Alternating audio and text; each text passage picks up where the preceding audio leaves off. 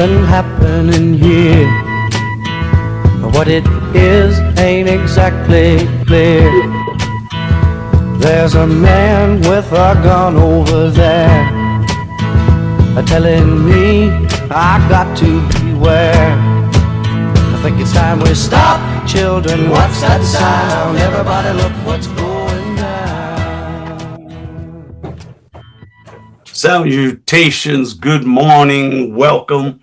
This is the host, the Readman, Jesse Turner, for the Truth to Power. You are listening to 103.5 WNHH New Haven, the voice of the people, community radio, where we do not have any commercials. And I see the beautiful Anna and Terry on now. You're here. You're there. The Florida people are here. We got them. You just got to unmute, ladies. We're unmuted. Sorry about that. I just did the kind of opening. And today we're going to be talking about a phenomenon that is happening not only in Connecticut, but all across this nation. And that's why I have Lauren, and they'll introduce themselves, but we have Florida in the house because Florida is no different than Connecticut. Red and blue states are doing some things that are enhancing in the inequities. So we're going to talk about this phenomenon today, about disappearing media specialists, disappearing librarians, disappearing libraries. And people, let me make this clear. This is not happening in predominantly wealthy white school districts. This is happening in poor school districts all across the country. So it's a national phenomenon. I wanted to give a little statistic before we started that the National Center for Education Statistics said that between 1999 and 2016, reports that the profession lost the equivalent of more than 10,000 full-time library positions nationwide. Nationwide. That's 20%. And trust me, from 2015 to now, Dr. Robert Codle from Trinity and I have been working on the Connecticut numbers. Oh my God, the Connecticut numbers. This is the shame of Connecticut. So I'm shouting out to all our legislators, Governor Lamont with the $5 billion surplus. I'm calling you out because our urban schools are down 400 positions out of 790 since just 2002. So just calling that out. But now what we'll do is I'll start, and what we should think about, people. I've talked too long.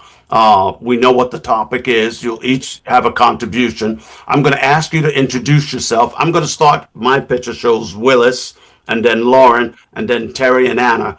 And what you should do is just introduce yourself briefly, talk about your passion, and then we'll start having a discussion over there. And I'm excited, and thank you for being here today. Really, I have my superstars. Anna and Terry walk with me. I did a 400-mile walk. And they walk with me. They stood with me. They've been there. You know, it's unbelievable. So I have all my friends here. So Willis, you start us off just like briefly. Oh, and one more thing, people. Remember radio sound bites. Like 2 minutes is a long time. So think about your answers. We'll come back to you. I'm sorry. Seconds. All right, Willis, go ahead. Good morning, everyone. I am honored to be a witness to this discussion this morning. I was born in Los Angeles, California. My parents were part of the Great Migration from the South. It's the migration that's very well documented in a book by Isabel Wilkerson called The Warmth of Other Suns. And my parents traveled from Arkansas to Los Angeles. My family lives, anyone that knows Los Angeles, my family lives about 1,000 feet from Central Avenue. And for early Los Angeles, that was the Black community of Los Angeles. And my sister lives in our home today. Our family's been on that corner of 41st Place and McKinley for 65 years. So that's where I got my start. I'm one of 7 children. And I left home early, about the age of 14, for school. And I have certainly lived most of my life, as I'd say, an arm's distance from all of my family. But yet, the thing that has sustained me is the memories that I share in growing up. So I consider myself a lifelong learner, and so the whole issue of education and opportunity to learn is one of my passions. And Dr. I always refer to him, Dr. Jesse tells me not to call him Dr. Jesse, call him Brother Jesse, but he asked me to do a couple of haikus. So the two haikus I have. Old. So for today, I love haikus. this is the first one. Books are like passports, taking readers on journeys across time and space.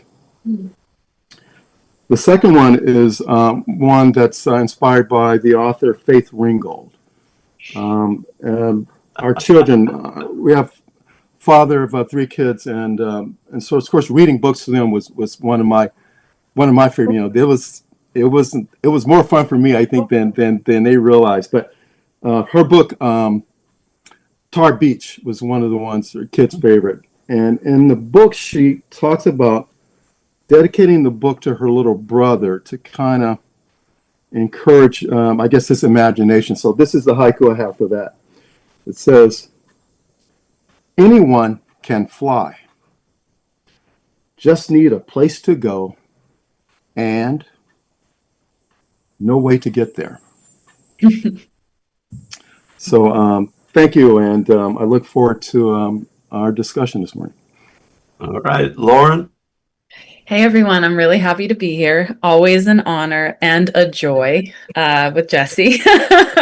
My name is Lauren Anderson. I am currently the shepherd, if you will, of a community book space in New Haven called Possible Futures. We do call it a community book space on purpose. It's a cross between an independent bookstore and a community reading room. And the reason why we use the word book space is because a lot of young folks, especially, their experiences with anything called a store is that you're not supposed to be in it. People don't want you there unless you're making a capitalist transaction. And that is not the kind of space that we have. We want people to come more often than they can spend money, hang out. Part of the reason, so I was a teacher. I actually have a lot of love. I'm not from Los Angeles, Willis, but I have a lot of love for Los Angeles. I went to graduate school there. I grew up on the East Coast.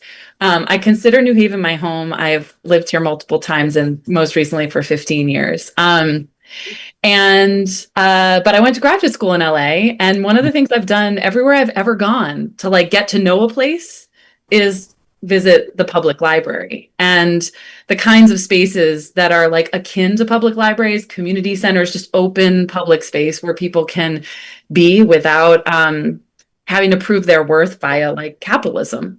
And in New Haven, there are wonderful libraries, and we can talk more about this in a bit. But they are not adequately funded. Like, we don't have libraries that are open on Sundays or that are open late into the evenings. Our branches rotate on the days that they can be open. And I'll say more about that. So part of the purpose of the book space was actually to create a space for people to come and gather around books and issues that they care about. And that was something that I knew mattered a lot. I had been a teacher and a teacher educator for many years. I kind of liberated myself from higher education to start this community space that I'm just tickled has become a place people want to spend time. And that's, you know, I love libraries. I do a lot of work with teachers, a lot of work with librarians, both like on the practical side of like, what should we read with young people, but also on the advocacy side, sort of like organizing for public education and for public libraries and for the public good, which is in peril in so many ways at this time. So I'm excited to be here talking about my most loved and beloved spaces, our public libraries and our public school libraries.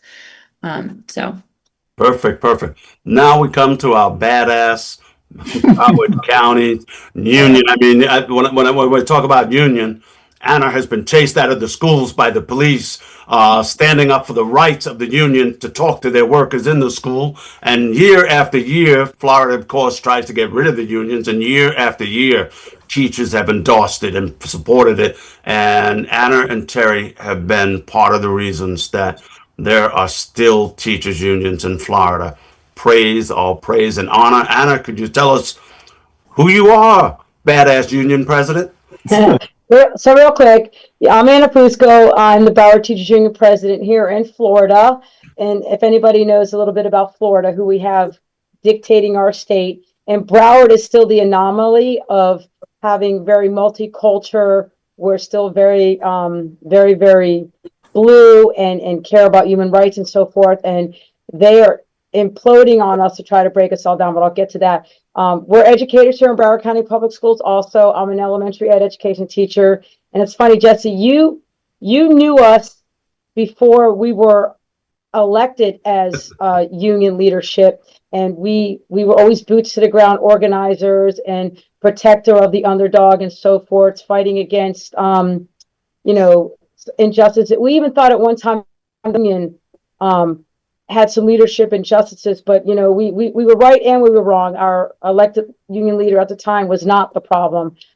So we got that all cleared and came off of our high horse of wanting to take action, and here we sit, and we're on a decade of running the Broward Teachers Union, and with our 10,000 plus union members strong. A real quick note, they brought it to where we have to vote every year for even if we have a 50% or more membership, dues paying members. They took away payroll deduction, because we don't know that we're paying from our paycheck. That was their BS philosophy. So we had an election over the summer. Where's every teacher in the summer? Either a second job or with their families on vacation. And we were 200 ballots shy of 50% of the whole bargaining unit coming out. We had 6,400 ballots come in. And out of the 6,400 ballots, 128 said no. And I'm not quite sure they understood what they were saying no about, because why would she say no to an organization? Whether you're paying into it or not, you still get the rights of having the protection, the bargain, and working conditions and healthcare benefits. And we take a strong purpose in making sure not just protecting our employees' rights of our membership. We are such a strong partner with our school district, and we'll talk about that, about the libraries and so forth, of being part of the solution. While they're taking books out of the libraries, we're putting books in them. So we travel around the schools with the help of our nationals, Randy Weingarten and AFT, with the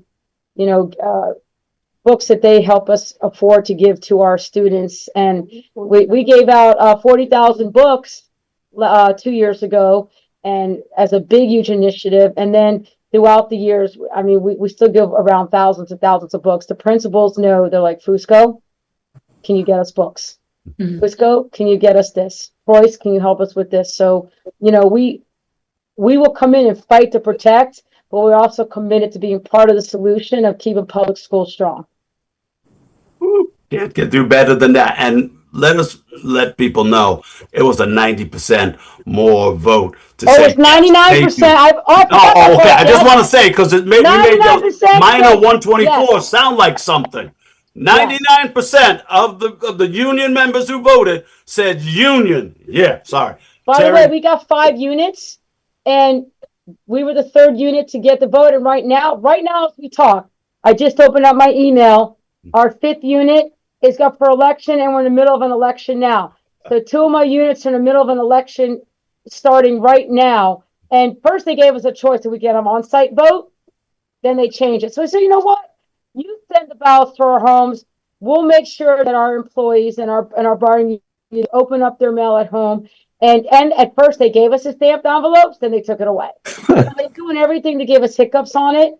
And we're keeping calm, but we're fighting fierce, and we're winning the battle. But to this day, also, Jess, in Florida, not just the teachers unions, but all the public unions that they attacked, 100% have voted yes. Mm-hmm. All right, perfect. Let's go to that other badass union vice president over there. Terry, yes. Terry, give us a little brief, who you are.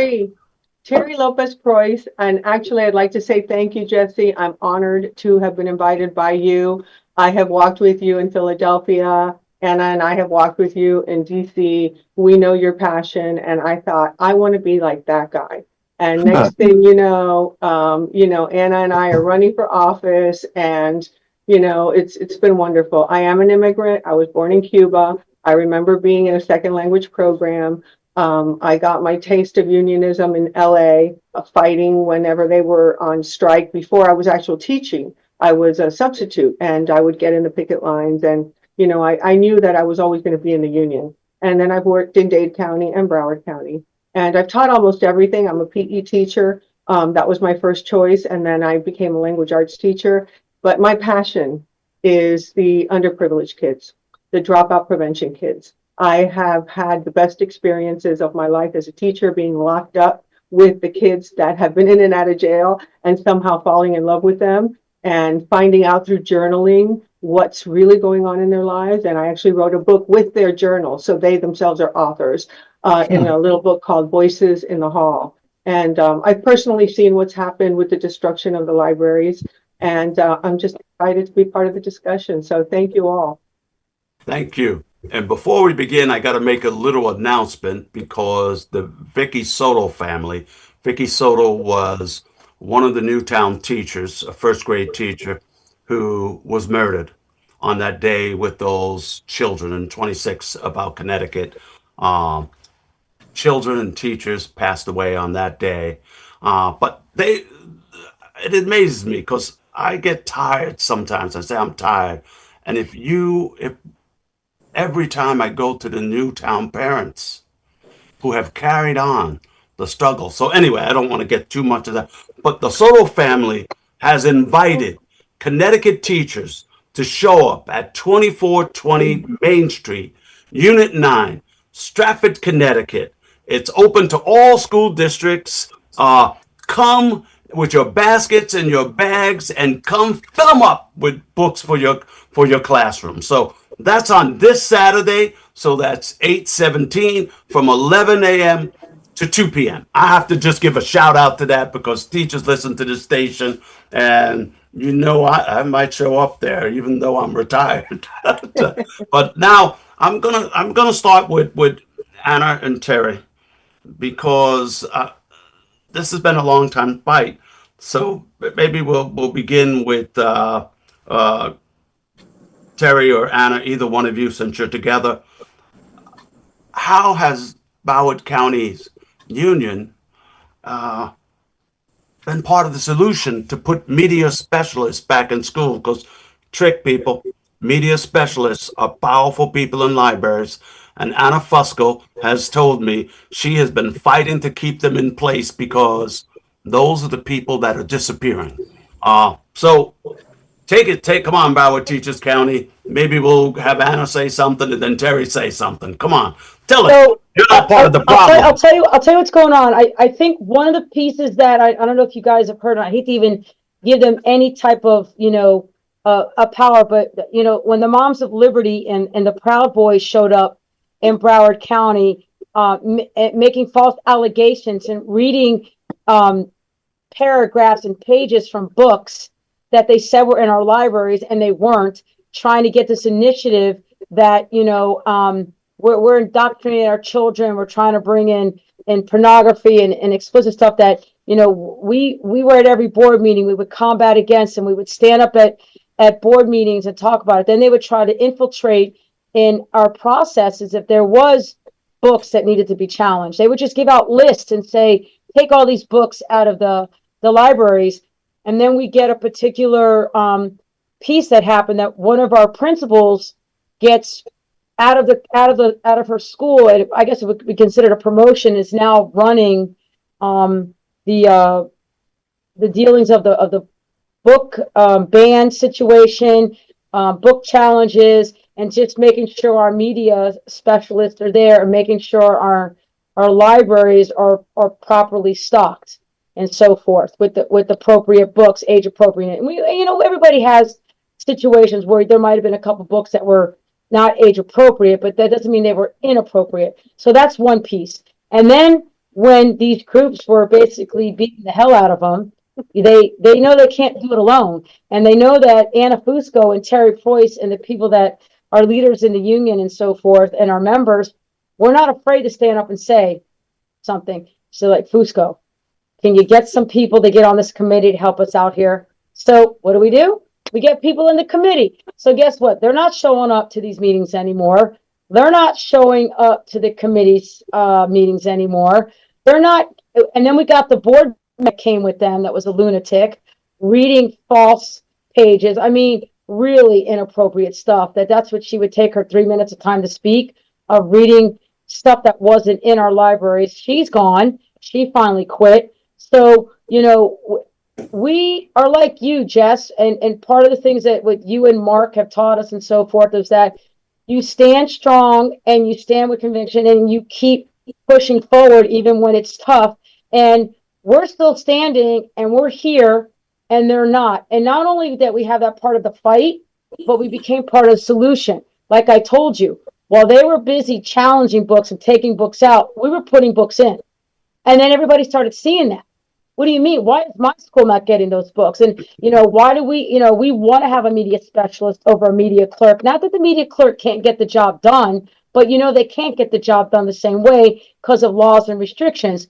So the district has taken an active position to figure out the funding because, it's purposely our funding has been cut on Title I, Title II, allocation for each student. So they juggled the budget and try to fit it in to where it seems like it might hurt a certain aspect, but not. But we've had conversations to what can make it work in our schools so we could keep certain programs and certain positions so we can make it for the student.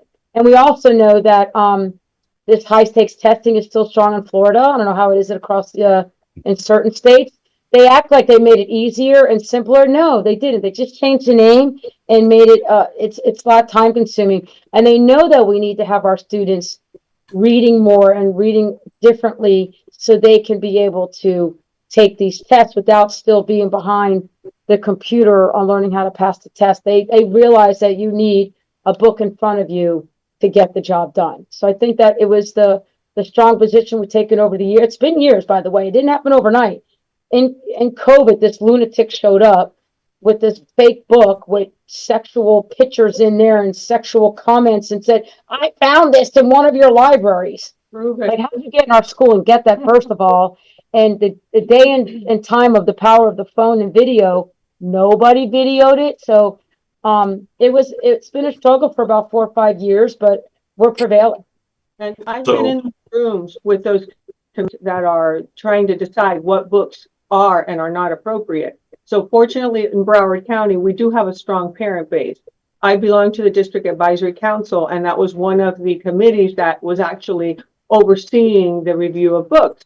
And these kinds of individuals from the different groups that wanted to get books out would bring these pornographic, sexually suggestive books and show them to the parents, and the parents were like overwhelmed, like, oh my goodness, this is terrible. And I would be like, well, where is the proof?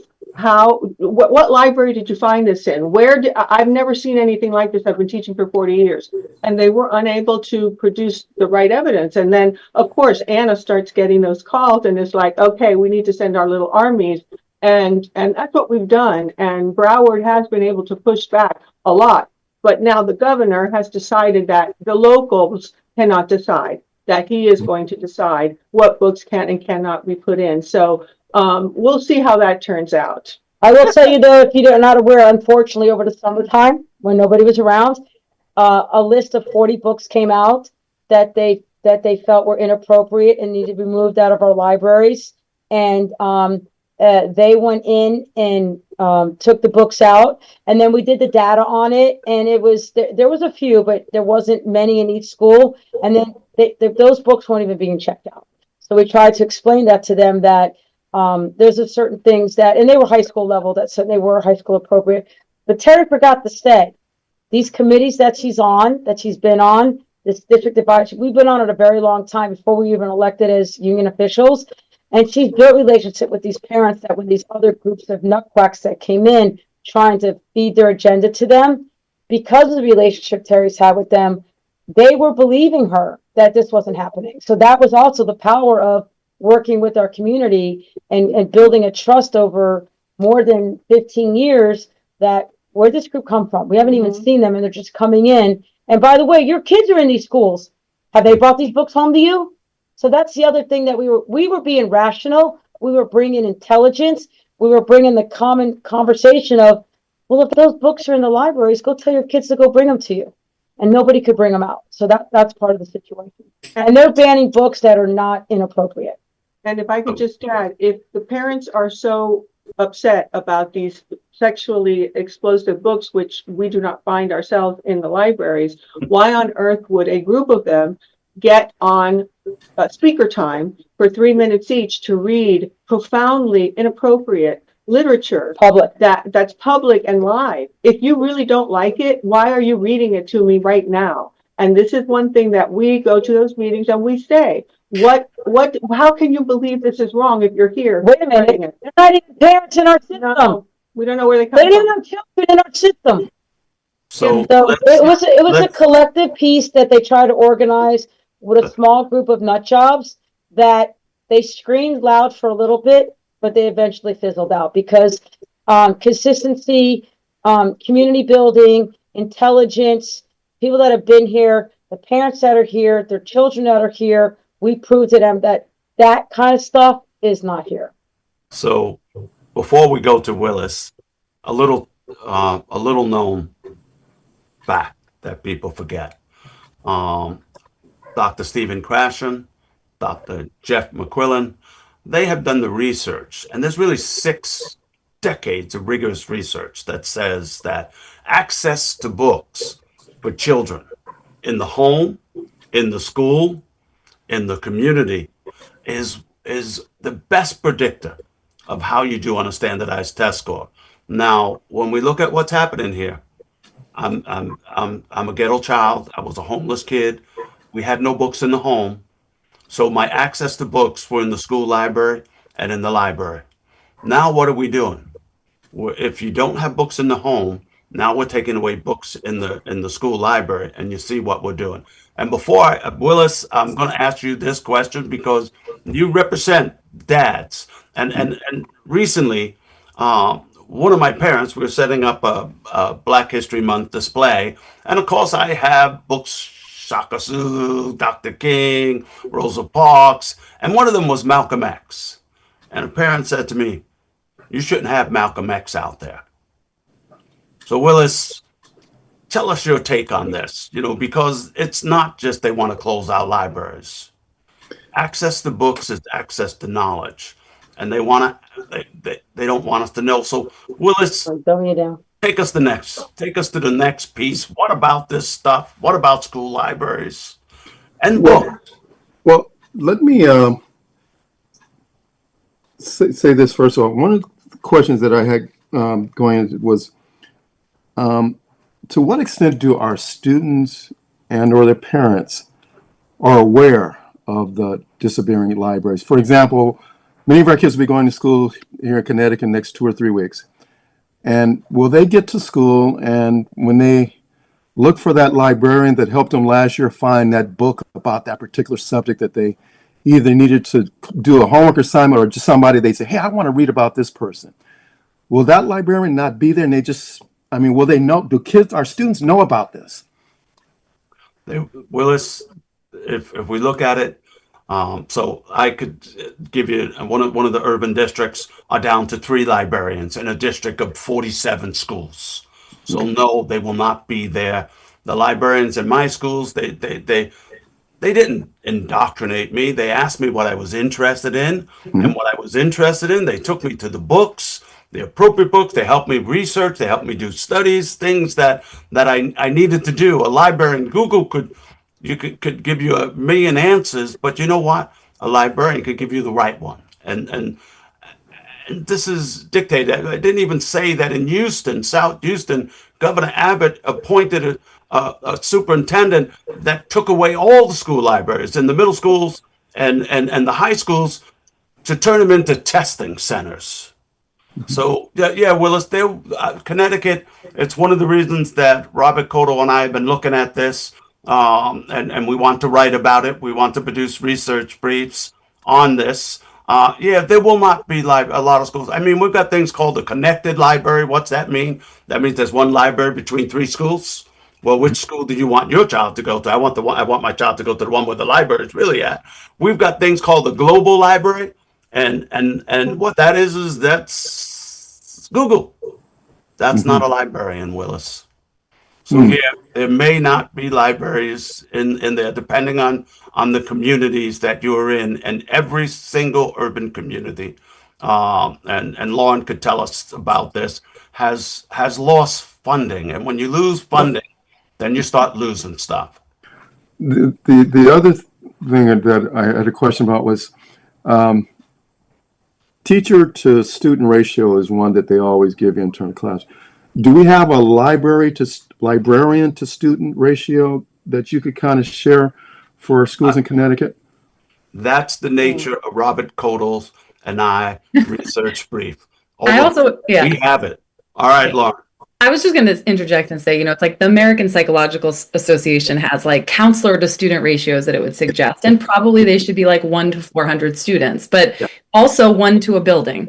I think that just makes a ton of sense, is that like a school should have a library. Yes. We know that all of the outcomes, academic outcomes, are better when there's a library with a full-time library media specialist. We also know that there are much higher rates of things like belongingness matter tremendously. We know that like librarians are sometimes the lifeline in a building, especially for children who don't feel most affirmed in an academic classroom setting, right? That it's sometimes the librarian who's the person that they connect to most intensively. We also know that even prior to the like cutting of jobs, librarians' work has been systematically undermined. I can speak to like the situation in a lot of schools in Connecticut where, the move from like librarian to library media specialist has also meant that the library media specialist is the person that gets called every time the like laptop cart is broken. And like the way that we prioritize things is that means they're pulled out of the space that they're supposed to be shepherding. In New Haven, we have 44 schools,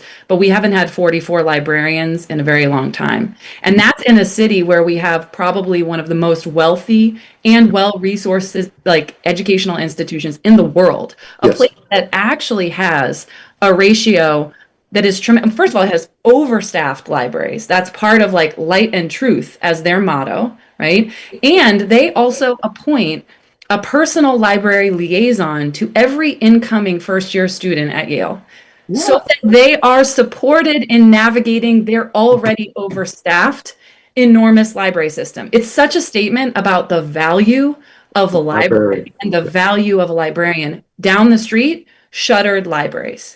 So like we have actually asked in New Haven, we've asked at points in time for Yale to endow library positions in every one of our public schools.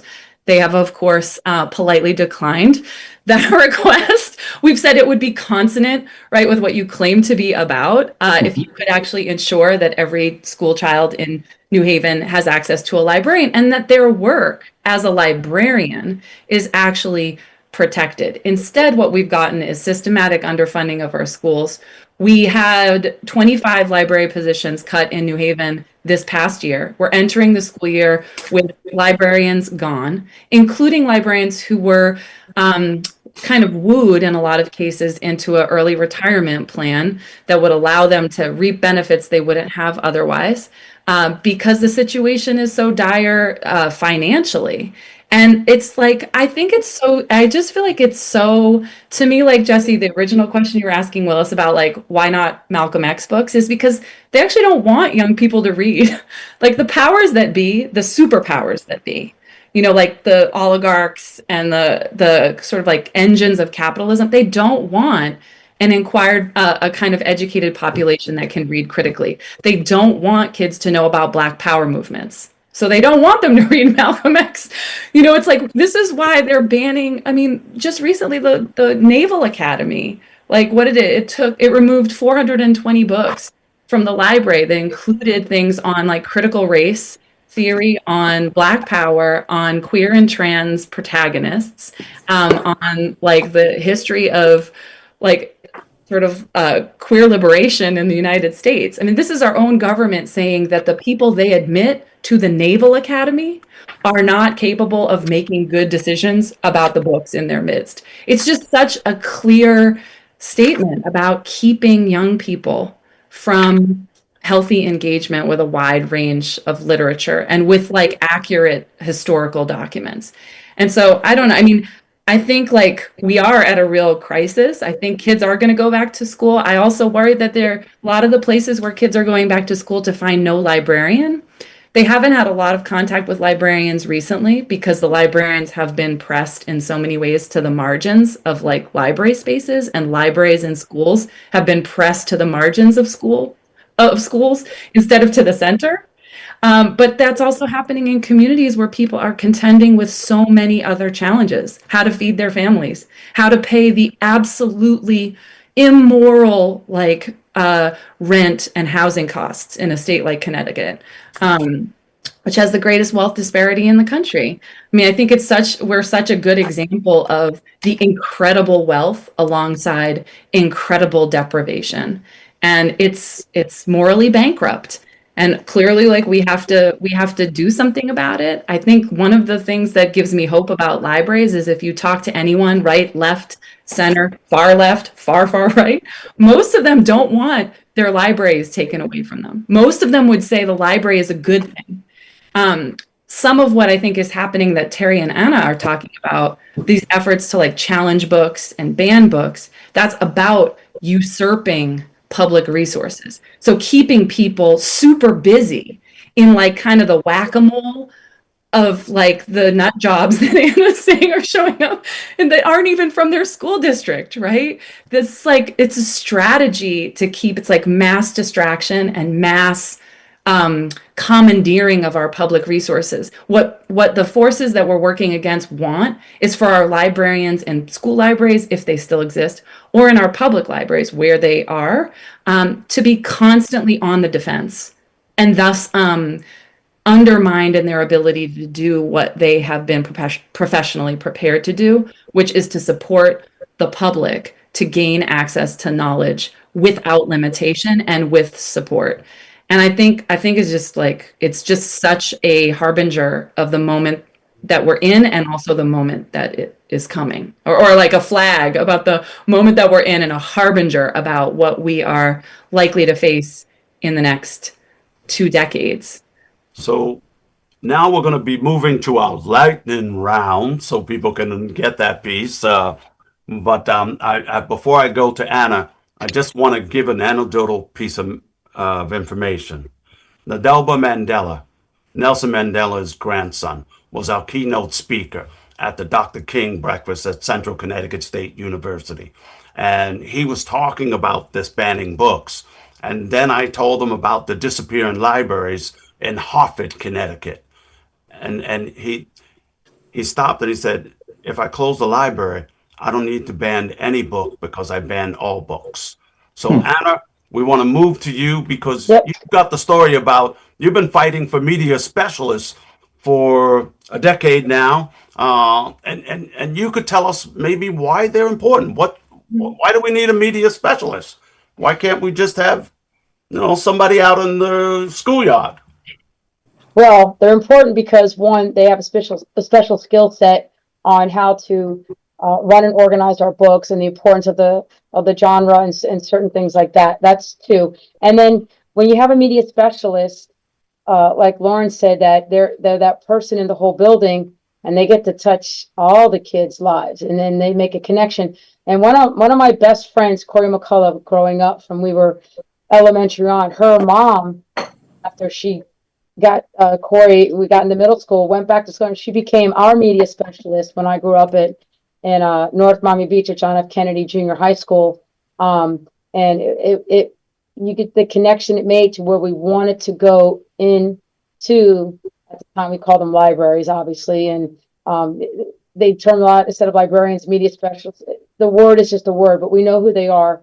They help us understand the importance of the book, of touching the book, feeling the book, understanding the book, getting to what we can relate to, and so forth.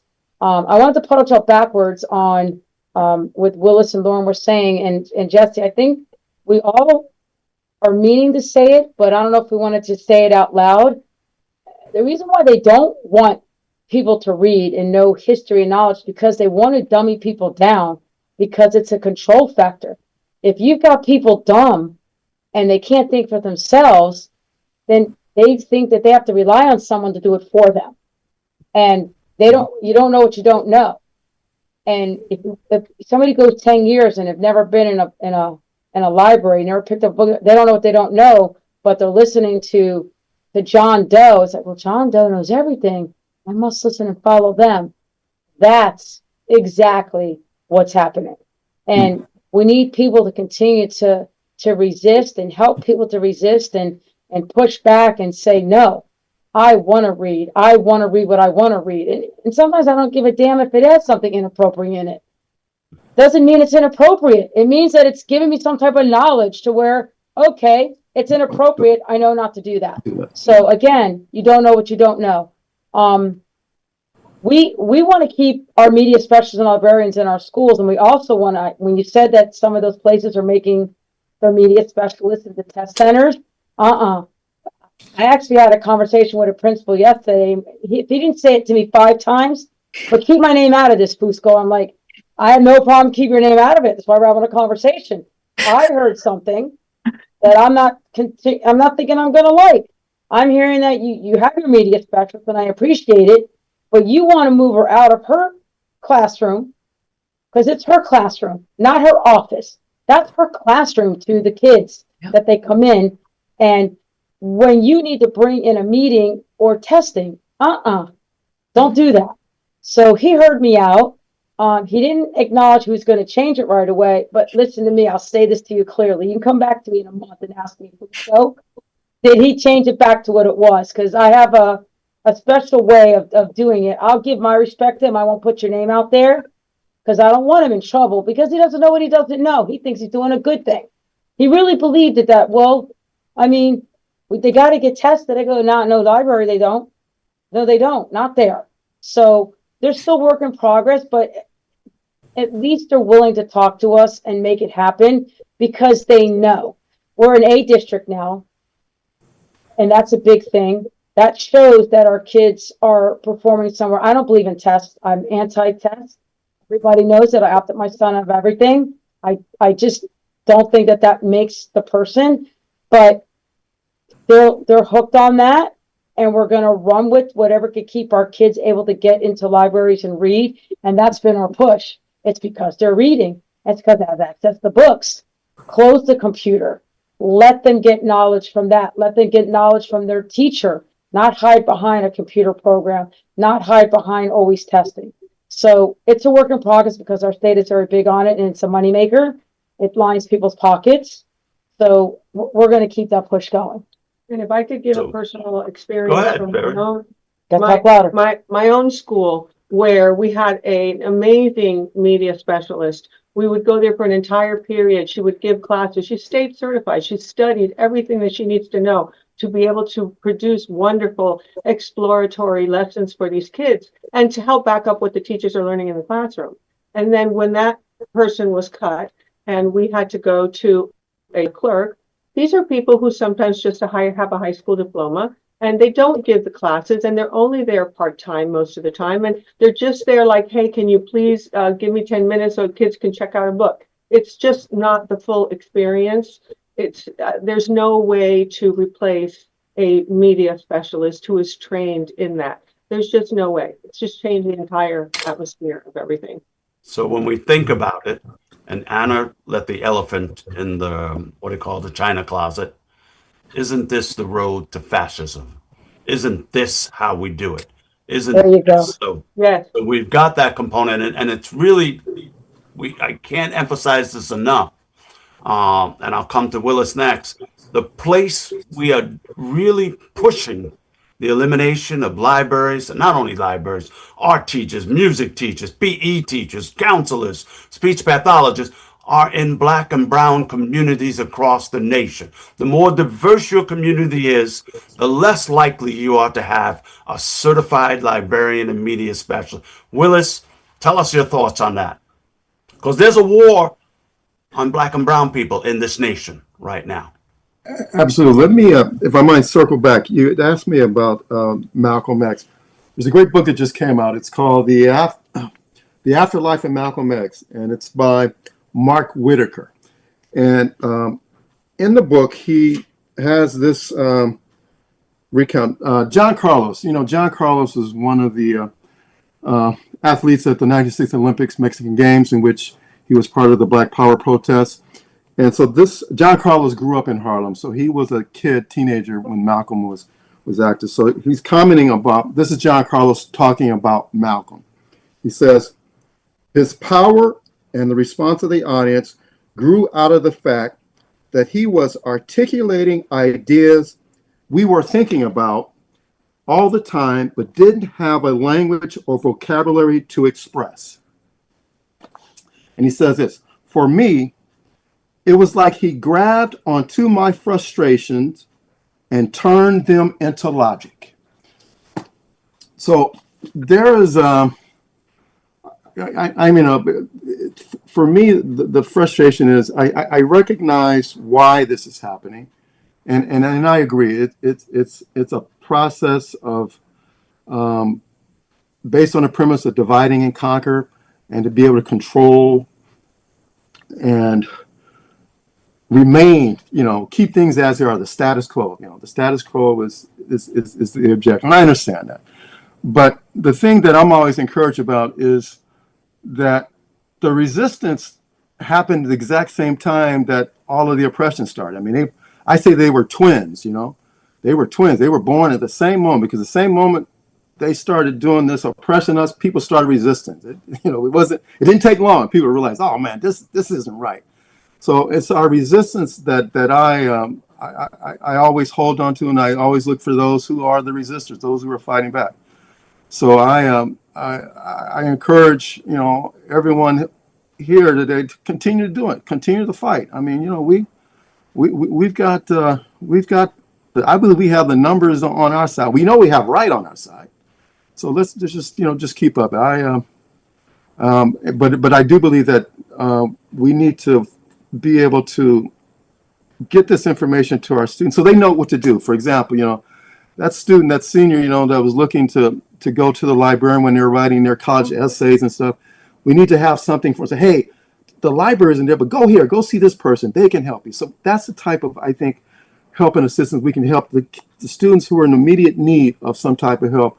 Because, the librarians were the reference people. That's who you went to when you didn't know. I mean, instead of asking Google, you asked the librarian, man, hey, what's this? How did I find this? So that's what I think we need to find a way to do that, to make sure that those students have that resource to say, when I don't know, who do I ask in the school? Who knows where something is, All right, we're coming down to our last few minutes, and you're right, Willis, Mr. Moore, that Frederick Douglass said, once you learn to read, you're forever free. And when Miss Moore taught him to read, and the master came in and said, don't do this, that was when Frederick Douglass really became free and took over his own learning. That's right. So you're the heroes in the room here, and I want to praise you for being in the room. So you really have like 30 seconds. Lauren, we'll go to Terry, and then we'll go to Anna, and we'll come back to Willis, because Harry's going to have music playing in a few minutes. All right, Lauren, this is the 30-second shout out for libraries. So bad about 30 seconds, but I will just say the parent that you met, I think it was a parent, Jesse, you mentioned that challenged the inclusion of a book about Malcolm X. Am I right about that? Yes. I think it's such a good example, because I think that's also a sign of the miseducation about Malcolm X, and also a signal of how important it is to actually have open access to things like the autobiography of Malcolm X and all of the other things that one could read about him, and to have the guidance of a librarian. So I would just say, as a final call to everyone, one of the things I tell people in New Haven is, in New Haven, our libraries, our public libraries, are like warming and cooling centers. They are everything to our city. And there are a lot of people who theoretically appreciate the public library, but don't necessarily use it. They're people who have large libraries themselves. And I would just say to every person in our city, and any city that cares about its libraries, is to go to the library and to use the library's resources. Give the library the circulation that it needs to advocate for a larger budget line in the city budget, to advocate for itself, to show its own worth, familiarize yourself with all the things the library provides beyond just books. go to budget meetings, speak up for the library. And I think when it comes to our school libraries, do the same thing.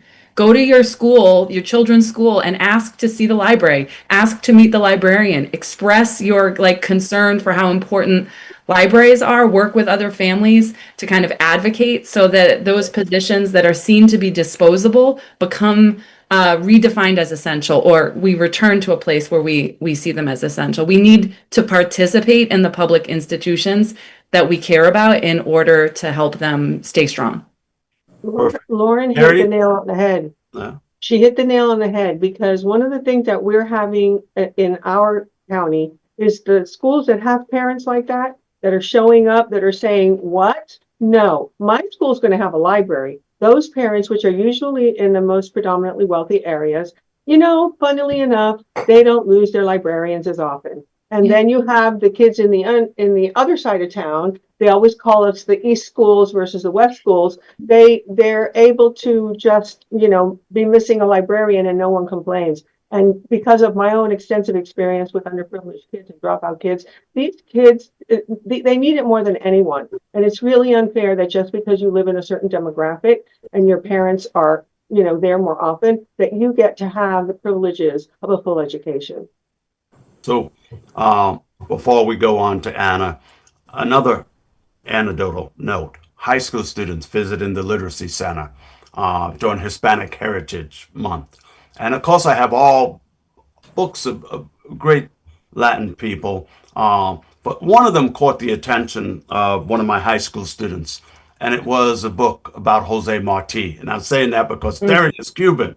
And Jose Marti, and he said, who is this man? And I said, you know, he wrote the poem, The White Rose, when he was 16. They imprisoned him in a salt mine. He was exiled to Spain. He came back to liberate the nation, rode the white horse. And he was so fat, all of them just froze. And I said, you don't know. Now, I was talking to they were all Latino. And I said, you don't know Jose Marti? And then I could just go on. You don't know Federico Lorca Garcia? You at least know Miguel Cervantes from Don Quixote, right? You know that. And they looked at me with a blank stare. So our libraries, of course, should look like everyone. Anna, help us out. You know, give us that. This is the pit bull of unionism in Florida. I guess they can't balance it. So real quick, I want to piggyback on when you said the word fascist. And then we've got teachers and we got libraries. And I don't know if you all know that, but our national leader, who's also a dear friend of mine, Randy Weingarten, wrote a very strong book that just got done and published called Why Fascists Fear Teachers. So it's only a 256 page read, and it hits so many points to where we are. There's multiple things of what people in our state of Florida, in our country, are doing. They're trying to dummy people down. They want to line each other's pockets with these bullshit testing that is really impossible to people to achieve. And even an educated adult who have taken those tests said that it's just ridiculous. It's purposeful, just trying to make people fail and to show that teachers are failing our students, which you know is not true. And if they could just let us continue with traditional teaching and the importance of keeping libraries in our schools, and let's not forget, they're trying to also, you know, build things around our public libraries where people can't get to. So it's important. And we can also, if we haven't walked the college campus in a while, what is flourishing on our college campuses is still our library. So that's a telltale that even though we have the power of AI and the power of what people want to think, Google is not the best place to get our information, that we still need the power and the knowledge of our amazing writers of what you just listed, that even people of their own culture and their own heritage have never heard of. We've got to keep it strong for our Latinas and Latinos and our Black and brown skins. And we also work strong in our district to not infiltrate in our Black and brown schools because they want to use that jargon that, well, they're not proficient, they're not succeeding. So we got to take away art and music and no, you got to keep it in there and keep the libraries there and make them well-rounded, and you will watch them blossom. Might happen in year one, but it will happen. So we're keeping that strength going. We're going to be targeting all our schools this year to make sure that kids are getting outside recess, that they're getting the arts and the music, and that they're getting able to read and touch a book, not sitting in a classroom for 2.5 hours saying that they have to learn how to read when they're not learning how to read. They're behind a computer taking a test. All right, that's it, folks. We've come to an end. Thank you to my champions, my heroes, and we've got to come back and do this again. And Anna Nice meeting and you Terry, guys. we want the art teachers, the music teachers, the PE teachers on the Willis, next I love show. your haikus. It ain't exactly One of my best things I fair. taught as a teacher was how to write a There's haiku. a man with a gun over there. Thank you. Telling me I got to beware. I think it's time we stop, children. What's that sound? Everybody look.